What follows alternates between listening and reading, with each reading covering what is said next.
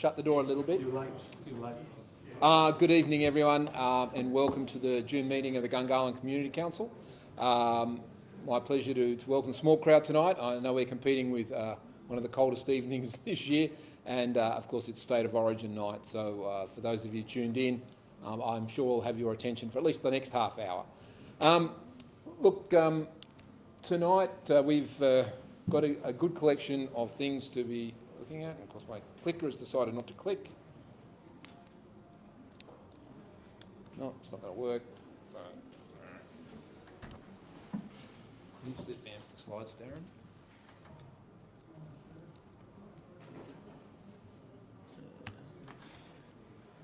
Just a couple of quick reminders. If you haven't signed in, please make sure you do so. This meeting is being streamed live, so if you don't want to be on that live stream, stay on that side of the camera.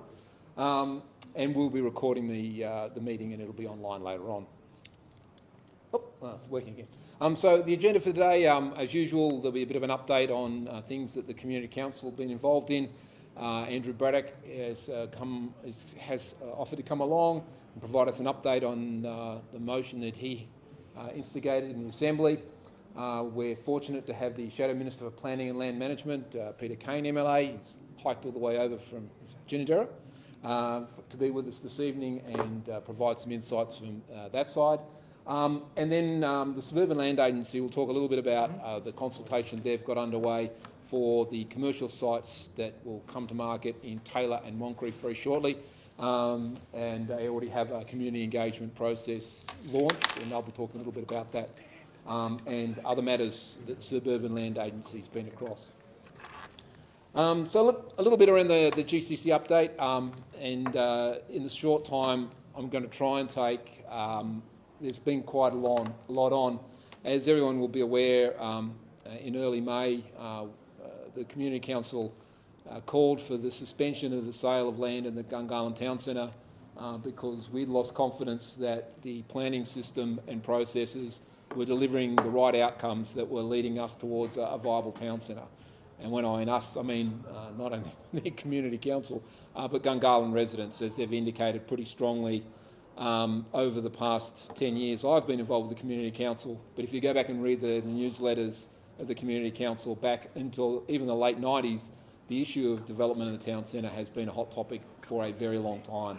So this really was a culmination of a lot of frustration, and we've had some response from some of the people we've written to that's been positive. We've had some responses that have been not positive, and at the same time we've also launched a petition with the support under the sponsorship of Andrew Braddock, Greens MLA here, to try and raise the awareness of this. And I have to be honest, I think we've done a pretty damn good job at getting awareness raised of this issue, and there's been a high level of focus amongst some of the government agencies and ministers in this area, and there is much yet to do. Since then, just to capture and remind everybody what's in the petition and why it's still incredibly important that you show your support for this this piece of work. There's the original consultation done for the town centre refresh of the town centre plan back in 2017. We want to see all of the recommendations of that action, not just a few. The formal changes proposed, called Draft Variation 364, which I'll talk about a bit more in a minute. We'd asked that get forwarded to the Standing Committee on Planning, which it has. Suzanne Orr had a motion passed in the Assembly calling for changes to the way mixed use was dealt with in the town centre, mixed use developments. We'd like to see that actioned. The only action we've seen so far is the Minister for Planning committing to have a response by the 2nd of December, which we think is pretty ordinary. We'd like a clear statement of what assessment the Environment, Planning and Sustainable Development Directorate are undertaking around recreation and community facilities in Gungahlin. It's a little unclear what they're trying to achieve with that. We want a genuine piece of consultation about and that has actual impact at a whole of government level on the future land use in the town centre. We'd like to understand how the recommendations to reduce the amount of commercial office space in draft variation 364 came about, and we'll talk about that again, and would like to see a genuine strategy of incentives and encouragement to bring businesses to Gungahlin rather than just being hopeful that something might happen, which seems to be the plan for the last 3 decades. So that's what's in our petition. If any of this resonates with you, I'd really strongly encourage you to sign the petition. Go to our website to see all the details. Here's the link here. So specifically things that have happened since our May meeting. In addition to our petition, Andrew Braddock has introduced a motion into the Assembly calling for a whole series of changes. I won't talk too much more about that because Andrew will speak to that shortly. As I mentioned before, we've had a strong support from the community around the petition. We're over 650 signatures very quickly, but it's still open until the 30th of June, so plenty of time to get in. The sale of 4 blocks that occurred in the mid-May, I can't remember the exact date, 12th of May, did proceed, and 2 blocks went to a well-known developer here in Canberra of residential units, as to be expected. But 2 blocks were bought by the Canberra Business and Technology College, and it's a little unclear exactly how that'll play out, but certainly that's an encouraging sign in that it's creating some variety and diversity in land use in the town centre. We've got meetings scheduled with environment planning around the community assessment piece of work, and with the Chief Minister's Directorate around economic development in the town centre. We have had a written response from the Planning Minister, Mick Gentleman. Essentially didn't acknowledge any of the issues that we'd raised. It indicated he would consider the findings of draft variation, the review into draft variation 364, which he pointed out could take up to 6 months starting on the 30th of June, and that he will attend the Planning and Environment Planning Forum on the 28th of June, which is a whole of Canberra meeting of interested stakeholders, but has declined to attend this evening or hasn't given us any other date or time he could meet with the community, which is disappointing. I just want to talk a little bit about draft variation 364 and the review of the Standing Committee. If any of you have understood what I've just said, then you are spending too much time looking at ACT planning legislation. What it is, it's a very open-ended consultation on the town centre. Although it says we're reviewing draft variation 364, what it is really an open consultation to have your feedback on how the town centre has evolved and should evolve. In fact, going forward is more useful. So I'd strongly encourage everyone to get involved in that, and there's some more details coming in someone else's talk about that.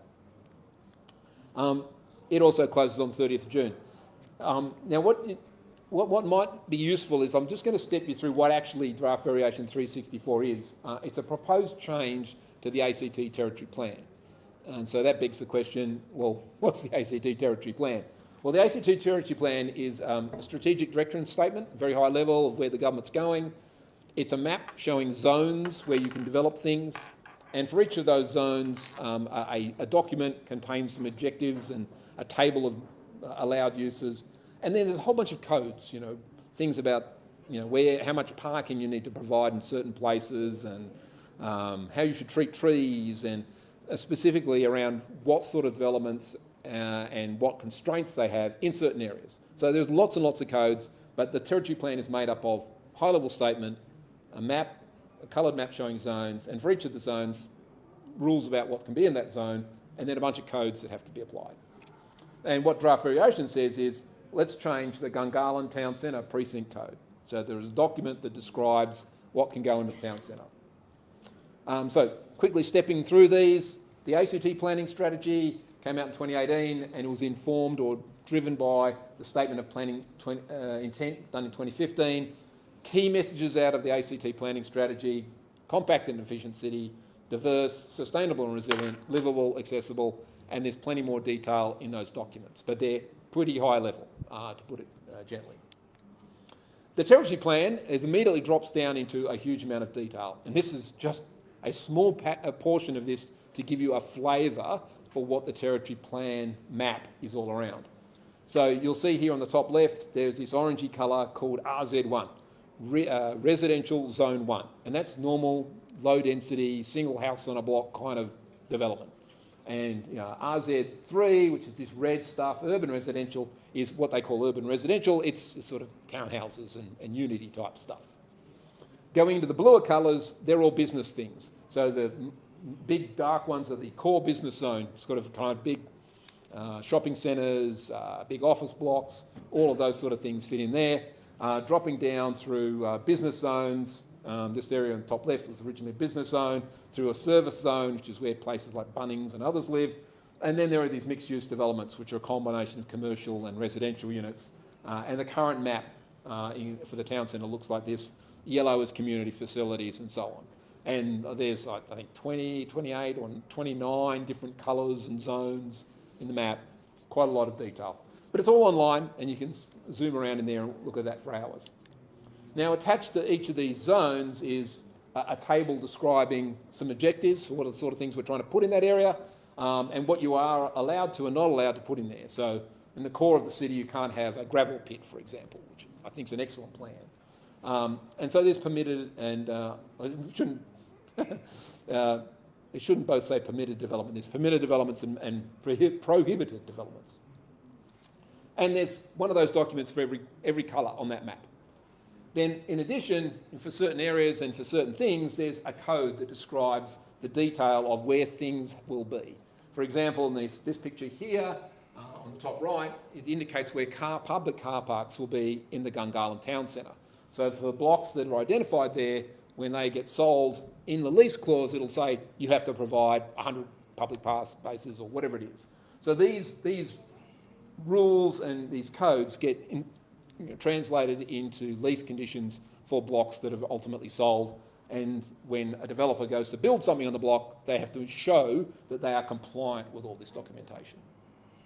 And that's an attempt to describe the ACT planning system in about 5 minutes.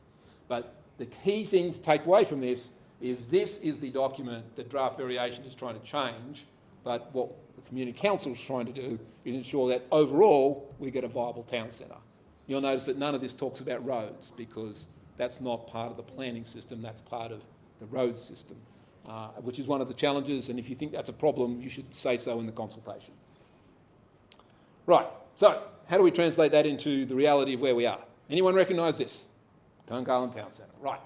Now, it's a little bit hard to really appreciate this, but most of the stuff on the left is already developed, and most of the stuff on the towards the right is not yet developed. And to be specific, those blocks are where those big shopping centres are, which was part of the original plan for the town centre, that be a big, what they call anchor retail outlet in each of those blocks, sleeved or surrounded by a bunch of other retailers. So that's kind of gone to plan.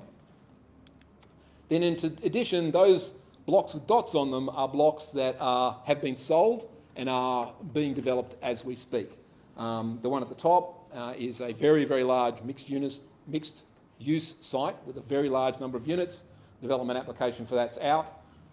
At the bottom here is where we are, the bottom yellow dot, that's the Gungahlin Club, and there's a proposal to convert the other half of this block to more units.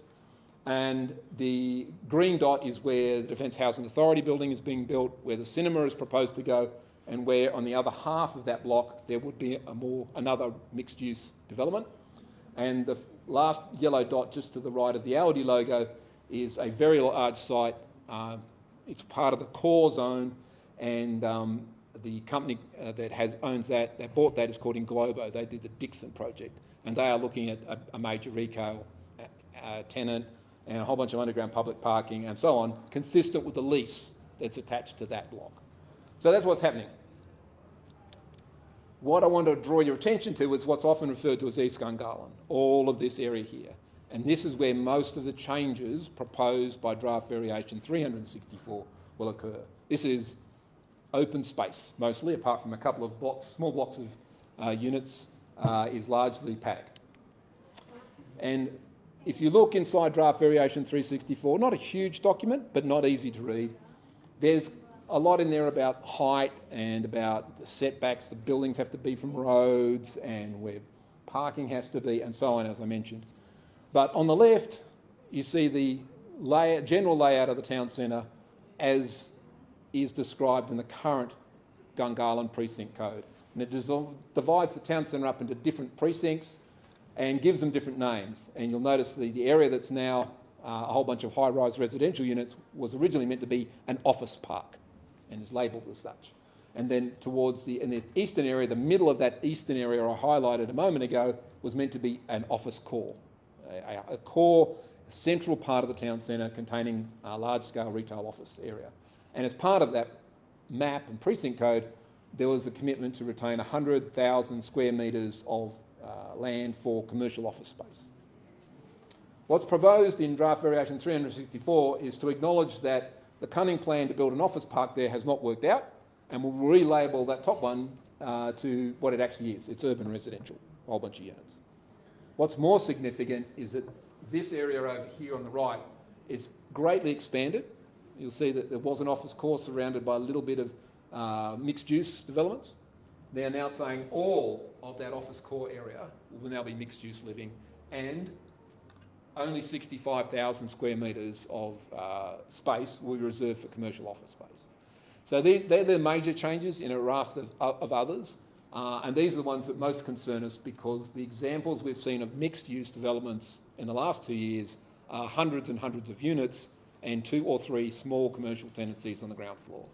And so that's the essence of Suzanne Orr's motion, is the mixed-use developments aren't coming out the way you expect, but there are a number of other fundamental challenges around how traffic works, how the green space works. There's meant to be a large park through the middle here, how will that interface with the rest of the town centre, are all things that remain open and that we still need to do work on.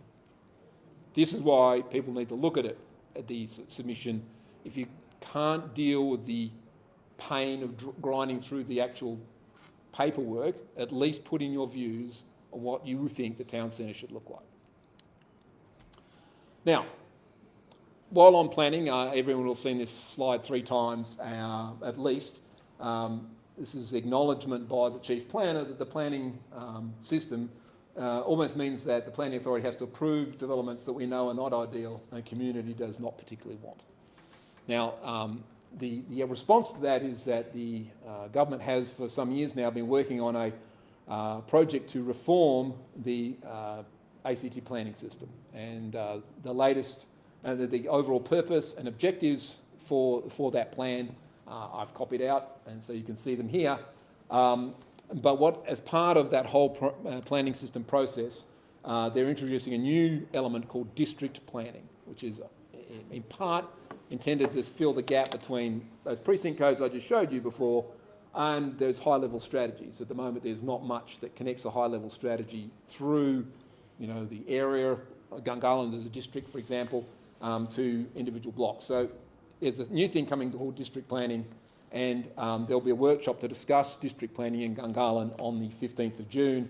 If you're seeing this now, you should probably try and register immediately, because that's 1 week away, and in theory they're going to close registrations tonight. So this is what they're trying to achieve, is a strategic element that will provide more guidance at a district scale. It's interesting, these stats come from a piece of work done as part of this process back at the end of 2019 around the number of people in the town centre now, in the district now, 75,000, and how many expect to be here by 2041, which is 100,000. And finally, in terms of things for you to do during the month of June, the ACT every year asks the community, well, what do you think should be in the budget? The new budget will come out in August. And they've provided an online mechanism for you to do that. The Community Council will put in a submission based on the sort of things we've been working on and what we put in our election manifesto, I guess, last year. But we'd be very keen to hear from you as to what you think the right thing should be, noting that the sort of questions we're being asked to, in the response, the government's asking us to address these questions. So things that align to these questions are good, but good proposals for how money could or should be spent or not spent by the government in the budget would be very much appreciated. So we'd be very keen to have your input on that, either informally or just online, and we'll try and post a couple of things on Facebook to get a discussion going. That's all I had to say, and I know it's been quite long because we tried to cover a bit of the background to why draft variation 364 keeps popping up in conversations and why we think it's important. I'm happy to take any questions if anyone's got a quick question now, or we can just Peter, pick that I've up got as we one go. quickly. Yep. We mentioned the office core, and we also mentioned that business park. We had them both circled. But actually, I'm pretty sure it started off as 200,000 square metres, Yep. and then we lost 100,000 square metres that was meant for the business park, and it was converted to residential, and we were left with the 100,000 that was left for the office precinct. And now they want to, or they're suggesting to take it from 100,000 to 65,000, and I think that 65,000 was up for review In 2 years. in a few years' time. So there was nothing there. I mean, it's just slow decline, and nothing actually put in concrete to say that anything would really be preserved. Everything was sort of up for grabs, so to speak. So. Yeah, and you know, this has been a problem. I mean, every other town centre in Canberra was developed prior to self-government when there were rules that said you can't build too much office space in the civic centre. It has to be distributed. And so with the introduction of self-government, those constraints went away, and then the airport got built and offices got built there. There's been no incentive or effort to make Gungahlin attractive to office space. So that's been, as I say, a problem 20 years in the making. But if we, the community, and we, with government, are serious about building a town centre that's viable, then we need to start doing something different now, because the last 20 years have not got a good result. Thanks. So they're good points. All right, now on that theme, I think... Peter, one more thing on the presentation, which we want to acknowledge the MLAs who supported the petition, and if they haven't supported, probably it's a good time for them to share it on their Facebook so that more people could, sign as well. So. Yep. No. So, I mean, clearly this is... and maybe Andrew can give some insights into this, but it's been a surprise that it's become complicated in the last month. Our mission here, we're not calling for the sale of land just because we want to stop the sale of land. We're trying to strive for a decent outcome for the town centre. So we're pretty focused on that outcome, and at the moment making sure everyone is pushing for that same outcome. And I mean, all of our elected representatives, all the agencies responsible are all rowing in the same direction, would make a huge difference. So they're good points. Yeah. All right, Andrew, I know your time is short. I'll get you up. And with luck, the clicker will continue to click. Got my presentation? Yep. Got it online? Online, yes. Yep. Anyway, just whilst we're waiting for that, my name's Andrew Braddock. Do you want to come back, Andrew? Sorry. So I can get it back into shot? Just go there. Yeah, that's your zone. And can I click or? You can click. Yeah. All right. May even work. So basically this is what I'm going to be talking about. The Gungahlin Town Centre has been occupying a lot of my time and brain power over the last month, so I just want to talk a bit further to some points that Peter discussed there. Stop me at any point if you've got a question, because it's, as Peter said, it is complicated. There are a lot of moving parts at the same time. I'll just talk through a couple of other things that I've been working on in the Gungahlin space as well to give you an update on what we're doing. Normally I would stay, and my clicker is not working, after the meeting if anyone's got any questions, but unfortunately today was bring my kids to work day, so hence I won't be able to stay too late for them. Oops, did I go too far? Yep. So Peter was talking earlier about what the territory plan looks like. That's what the plan does look like for the Gungahlin Town Centre East, which has been occupying so much of our time. I'll talk you through just some common aspects to that and what's been happening, and then I'll go into the details of what the motion is trying to achieve. So firstly, this is Flemington Road, the light rail coming up to stop just up in here on Nicholson Street. These are the office core blocks, as Peter mentioned in his presentation. Then this was the outer mixed-use development under the old precinct code, but which was then going to be expanded to cover this entire area. Now, what happened is on the 11th of May, they sold off these two blocks here, which went to the Tech College, who are proposing to... Sorry, Andrew, do you want to mention the name of those ones so that people online know which one you're okay, sorry. And It was here. Section 249, blocks 5 and 6, they went to the Tech College, who I'll say on the record, I do welcome in terms of that's a user who's going to bring people into the town centre during the day, which is a good thing, generating employment, bringing students in. They are also planning to have a level of affordable housing and public housing as part of their development as well. Exactly how they'll work that out, they will advise us in due course. And then it was Block 12 and Block 7, the other two that went to a mixed-use developer. The other reason why I welcome that Tech College there is it starts to put light to the argument that only blocks that they can sell in the Gungahlin Town Centre is those which are for mixed-use development. It's shown there is commercial interest in wanting to build in Gungahlin, so hence we need to start looking at how we can meet that demand. What we're now, after this motion and after all the kerfuffle is passed, what the next thing we're going to be looking at is what's called the indicative land release, which is what Peter didn't mention. And this is how the government forecasts out over the next 3 or so years what blocks of land is it planning to bring into the market and which year, so the market starts to be able to anticipate, okay, this is what we need to start planning for. So that's going to be a discussion that's going to go through government over the next few months as we lead up to budget time, and we'll see that announced shortly.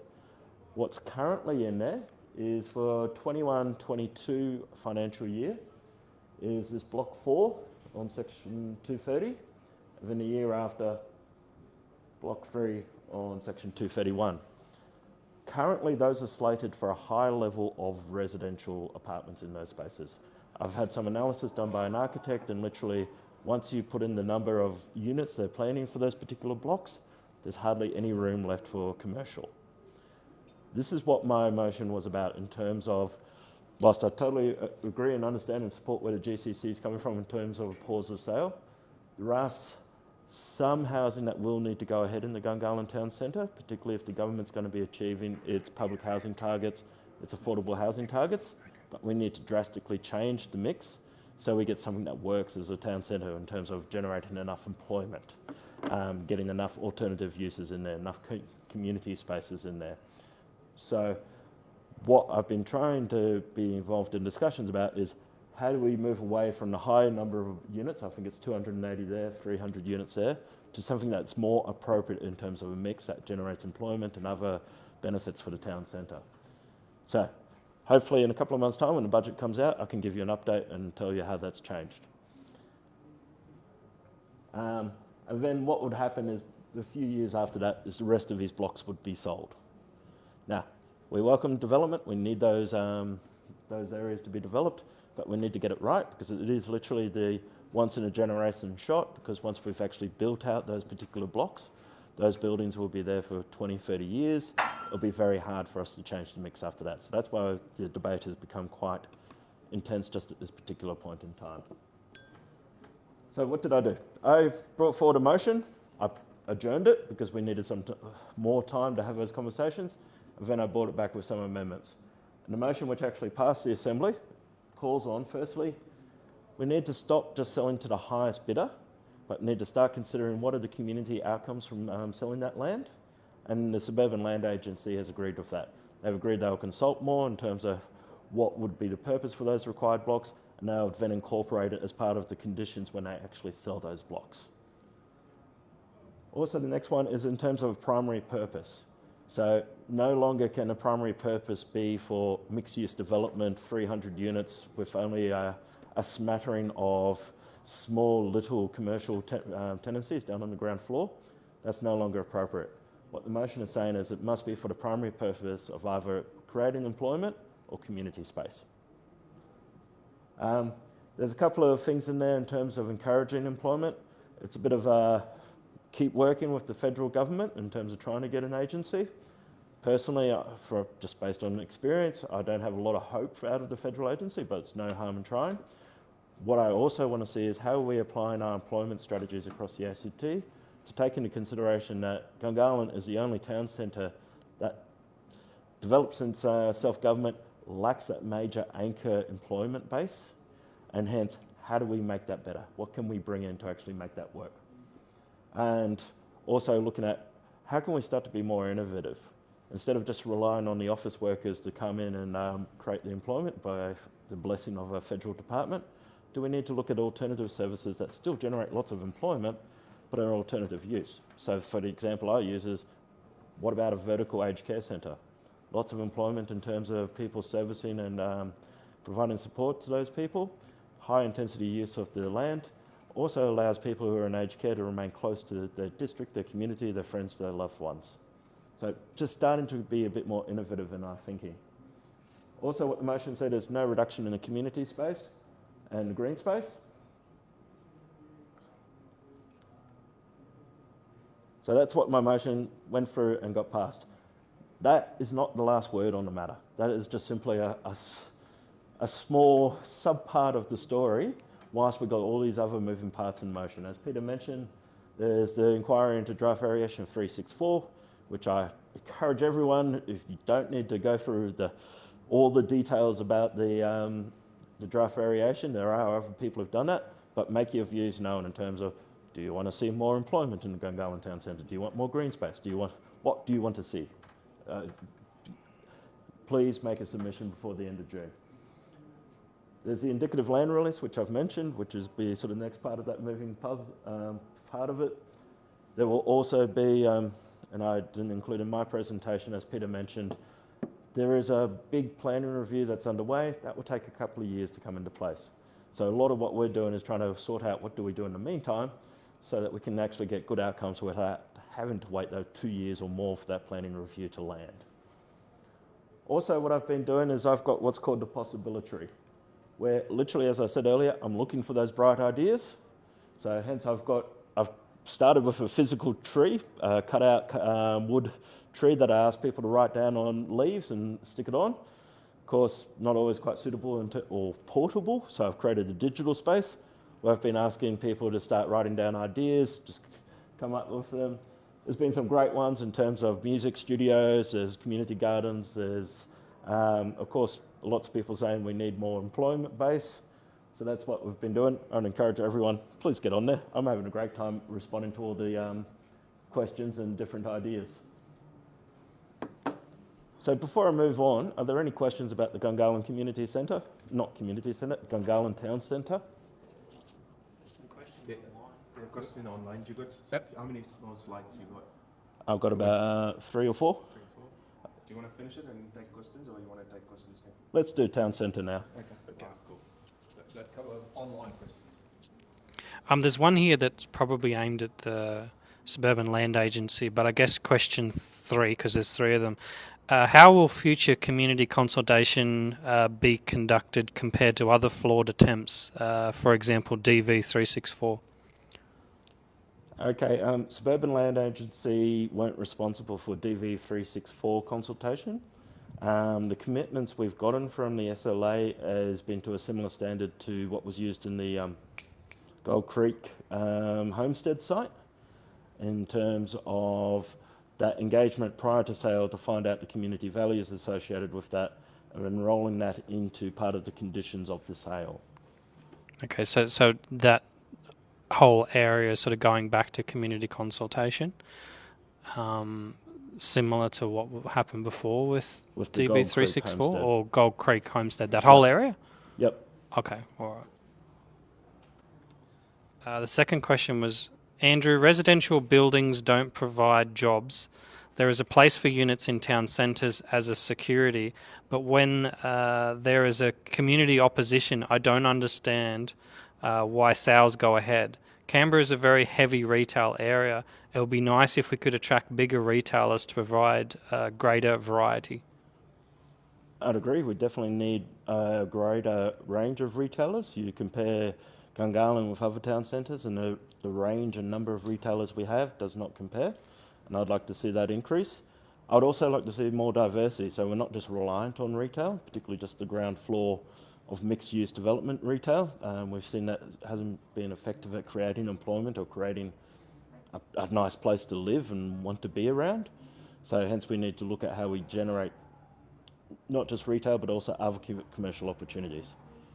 There's of course a couple of curly questions here in regards to Yep. why did Andrew back off the voting for the motion before the Suburban Land Agency sale day for those 4 blocks?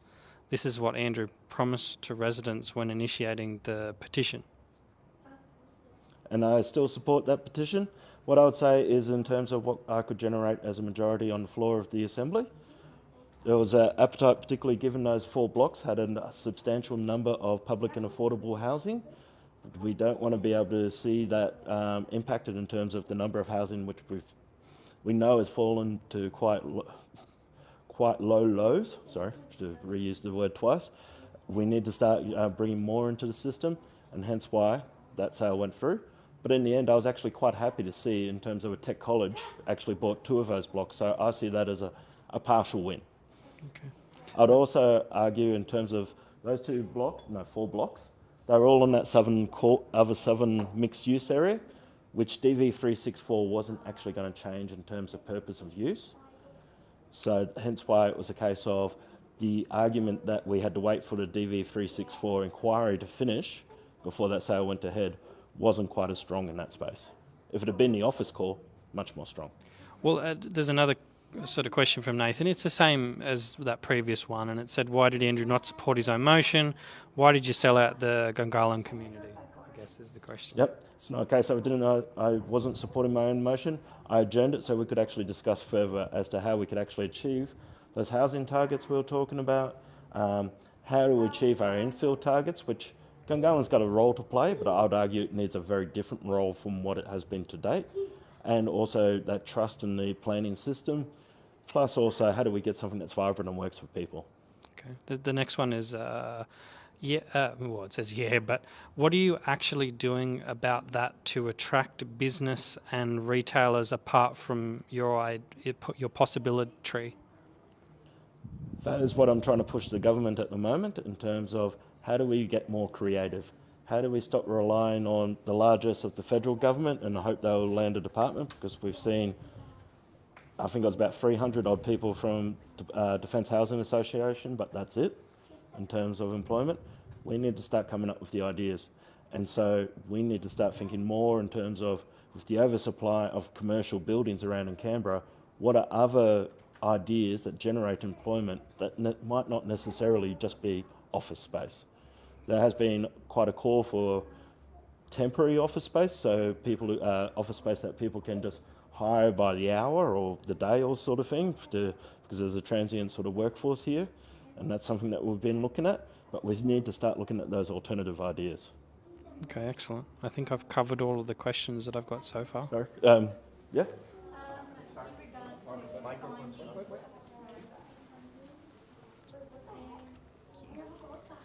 In regards to finding a variety of different retailers and businesses, are we going to look at the fact that in the mixed-use lease agreements, there's only 200 square metres? Yes. We really need to expand on that, because a huge retailer is not going to fit in a tiny spot, and then you just get hundreds of cafes, or that are not going to be viable, and we see that all the time, and empty spaces at the moment. Tenancies all down Flemington that are empty. Yep, and all up in precinct 2B, up near the Infinity Towers, you see lots of empty Yes, retails at the bottom floor. 100% agree, and that was actually part of the motion as well, in terms of expanding those commercial tenancy limits to larger than 200 square metres, because I think it was actually you that said there's only so many coffee shops that exactly. Gungahlin needs. That's the line. We need to have a variety of sizes that can fit some alternative business models. Any more for Town Centre before I move on? We haven't got any online, isn't it? All right, I might ask. We need to keep moving anyway. Yeah. Thanks, Andrew. For this petition and all those things.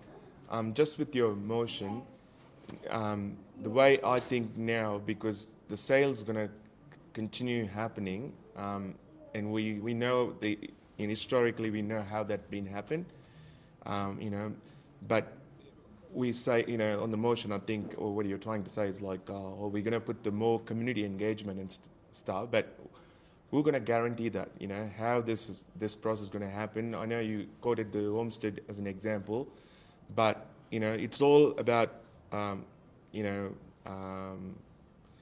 kind of word, nothing in the written, kind of saying, okay, this much consultation we're going to do. There's no paperwork of how this consultation going to happen.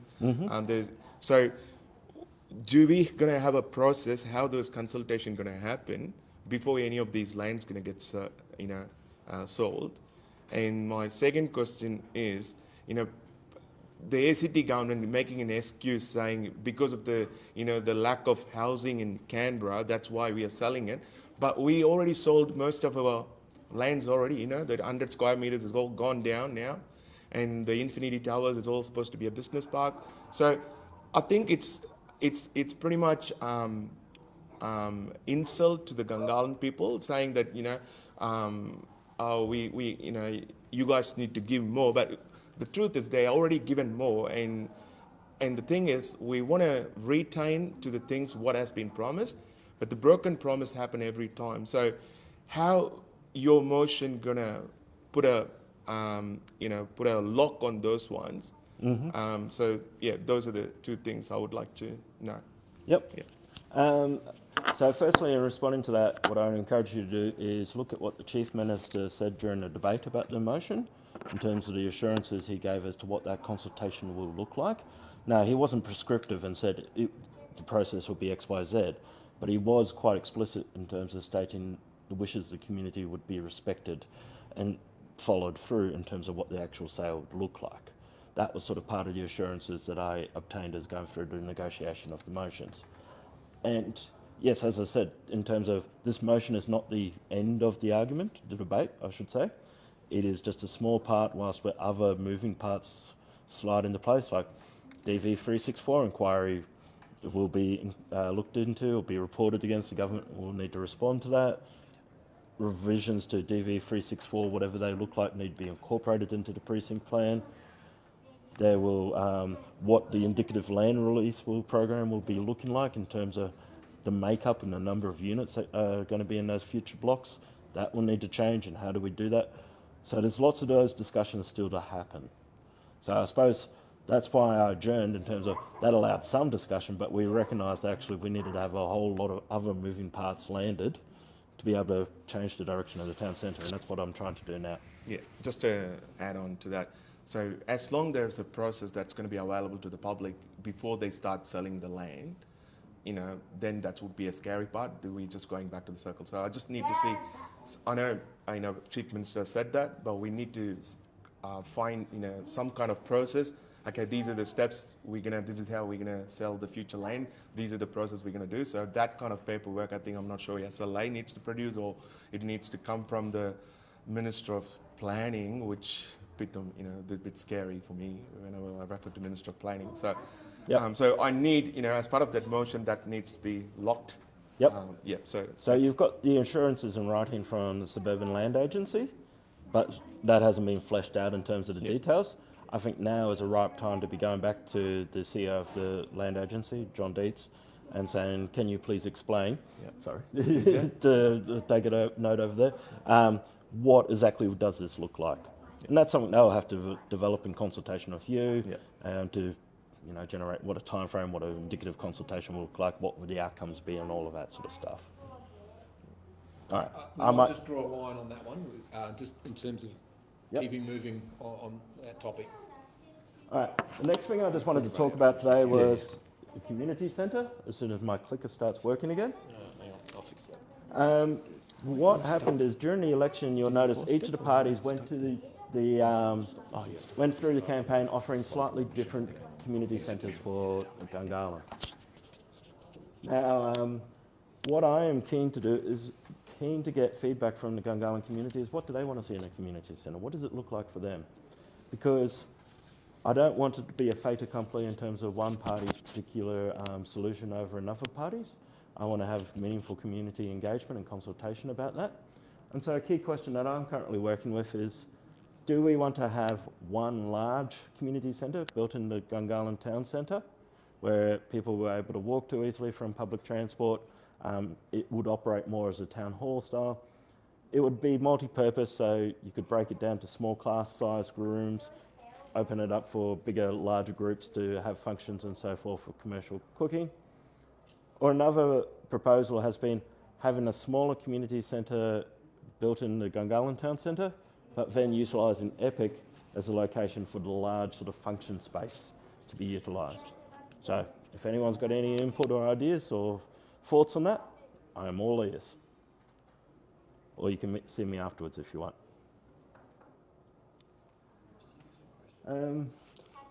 Just some other matters I've also been working with. As Peter alluded to, there's a bit of funding in the current budget, $300,000 for improvement works to Yerrabee Pond. There is a consultation currently out about that, so I encourage you to have your input about that.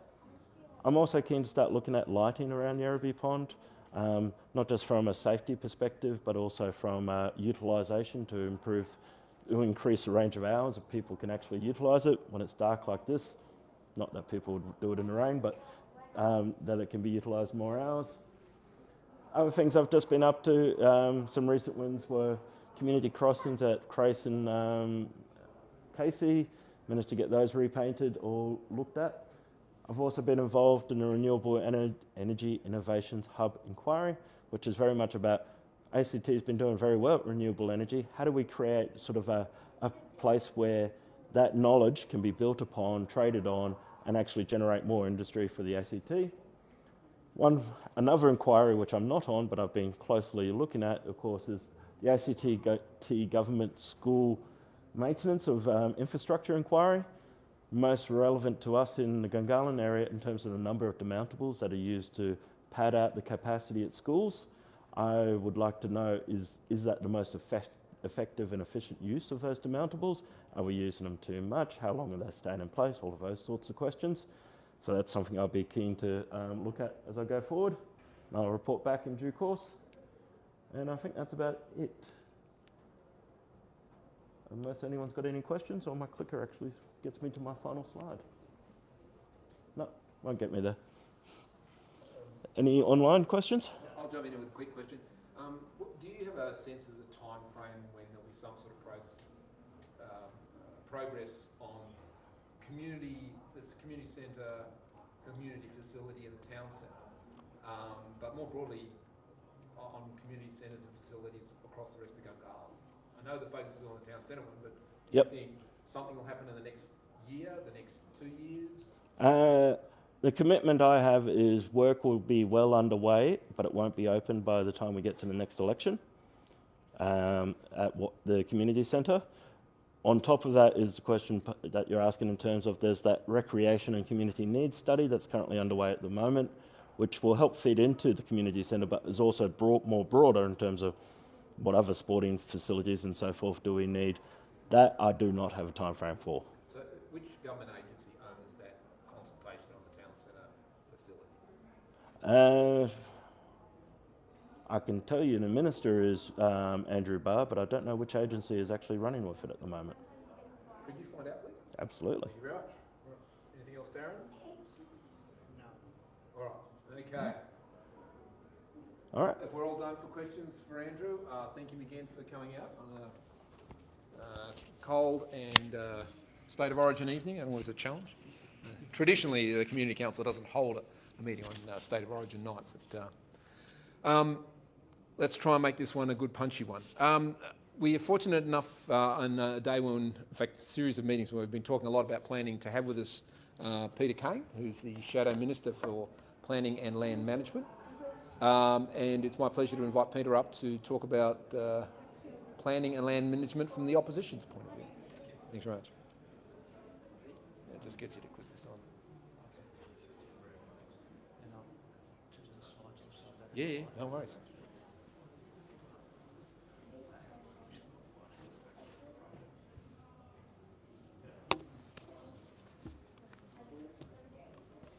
And Peter, this one, is that? The one you clicked on is good. That's all right. Oh, well, good evening, everyone. I'm, as Peter mentioned, I'm also Peter. Peter Kane, with a C-A-I-N.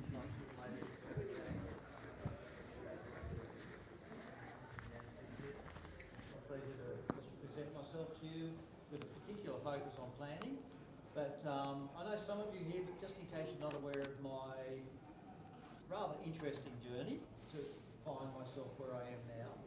So I'm a Hunter Valley boy, so yes, it's a little bit of a pain that I'm missing some of the state of origin. Go Blues, by the way. Hunter Valley boy, I did a mathematics degree in Newcastle University, taught mathematics in Central West New South Wales for several years. Moved into the non-government sector in South Australia, also in the ACT when we moved here with our then 5 children, and we have 2 ACT babies, so we've got 7 children, 7 grandchildren at the moment. So we moved here in 1990 and bought a home in Everett in 1997 where we still live. Just all working? Missed the best bit. And so I'm, and as many of you would know, up until October 2019, Everett was part of the Yerrabee electorate alongside all of Gungahlin. And so I was involved with the Yerrabee electorate branch for the Canberra Liberals and ended up being chair of that branch just prior to being pre-selected to run for the 2020 election. I took a very late interest in politics, joining the Liberals just after the 2016 ACT election, and never envisaged that my joining would see me change careers in October last year from a job that I was very satisfied with and quite enjoyed, and that is I worked for the ACT government for almost 20 years after I did a law degree at the University of Canberra. And I was the manager of the tax dispute section in the Treasury stream, objections and appeals. And interestingly, started to get connected to planning because the last few years of my tenure in that role saw me manage the tribunal cases involving lease variation charge disputes. So I was beginning to get acquainted with the larger developers in Canberra. So my planning journey probably started, by that I mean thinking about planning for Canberra. It started before I got involved in politics. It actually started as I was driving to work along Ginninderra Drive into down Ginninderra Drive, down Northbourne. We worked at just opposite the ABC building in northern Braddon, driving past the emerging suburb of Lawson and seeing that in its completed state. I was really dissatisfied with what I saw as an outcome for Belconnen. All the best to everyone who lives there. I have door knocked Lawson, lovely people, and been to the little coffee shop there running from my home and on the east side. But I just thought, wow, this is a terrible outcome for Belconnen. And so I became concerned about what Canberra was starting to look like in the new build areas, the new suburbs, and also around where I worked on the fringe, on the border of Ainslie and Braddon, walking out at lunch and starting to see residential areas, corner blocks, adjacent blocks being turned into blocks of flats in an otherwise, what's, as we know now, RZ1 single dwelling residential districts. And I didn't like the look of it, quite frankly. I didn't like the look of it. And seeing the Molonglo Valley take shape south of Belconnen confirmed my concerns. And I just thought, as planning outcomes, Canberrans deserved better. My conclusion was the balance was not right. Canberra is the capital of what I think is the greatest country on the earth. It is internationally and of course domestically known as the bush capital, and I didn't see what was emerging consistent with a wonderful message about this bush capital of this great country. And I thought, surely we can do better than that. And so 2 months ago, so obviously I was elected in October, brand new, I think an unexpected outcome for many, given my lack of sort of experience in politics and other things. And when Alastair Coe decided to depart from the Assembly, and all the best to my colleague Alastair and his family, doing great. So when